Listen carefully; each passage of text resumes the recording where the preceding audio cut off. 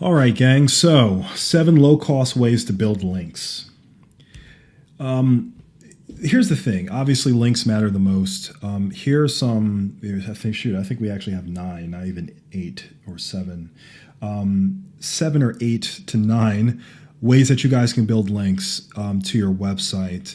And I'll just say this. I'm not going to show you exactly how to find them, but I'm going to tell you what they are and where they are essentially. And in our advanced section, we're going to have more details on how to use advanced operators to find some of these different sites.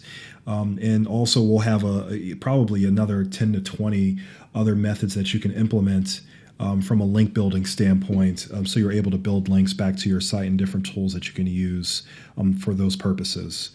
Again, this course was built for the common business owner, not just that advanced SEO that's out there. But this should still be very useful to a lot of the folks that are out there who's trying to do just white hat link building.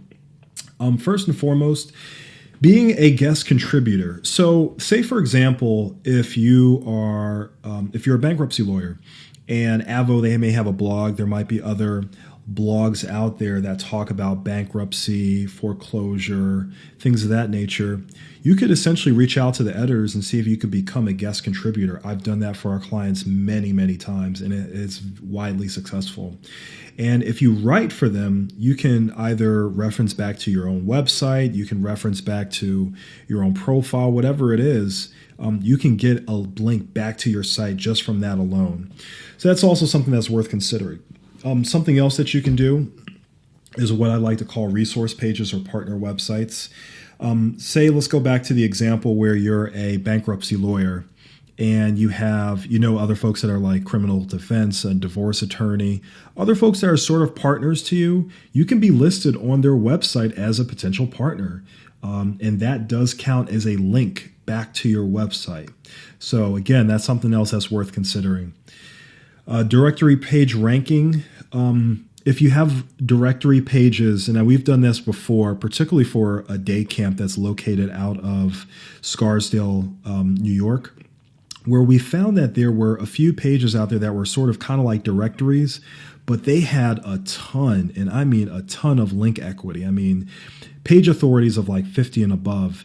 And we noticed that our competitors had links to those pages too. So we reached out to them. We said, hey, is it possible for us to be added to this list?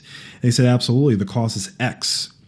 Now, I'm not a proponent of paying for links, but if my competitors are also on that page, and I know that can help catapult my rankings relatively well, and there's also going to be traffic to those pages, to that directory, that can then send traffic to my site, then that's a good investment.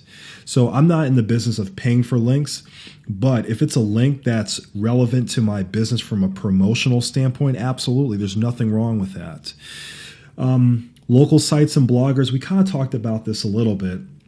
But if you're able to find some local sites that's kind of in your community, that's really some good low-hanging fruit because you have that familiarity with those individuals. So if you just do a search for, let's say, if your business is in Kew Gardens, you do a search for, let's say, Kew Gardens newspapers or Kew Gardens local websites or what have you. You just have to do a little bit of work and you'll be able to find some good stuff there.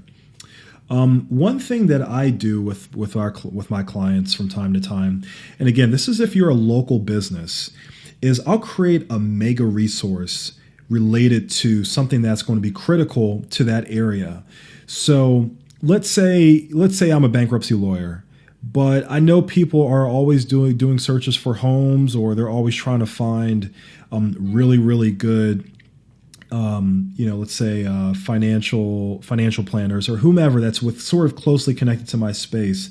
I might create this mega resource of all these financial planners or whatever. And then I'll reach out to all of them saying, hey, I include you in my resource. Just wanted to share this with you. I hope you find it useful. And quietly, we've gotten a lot of them to link back to that page, link back to our site, have it be shared on other news websites. It's crazy how it works, but it almost kind of strokes their ego saying, wow, I can't believe I was mentioned. Thank you so much.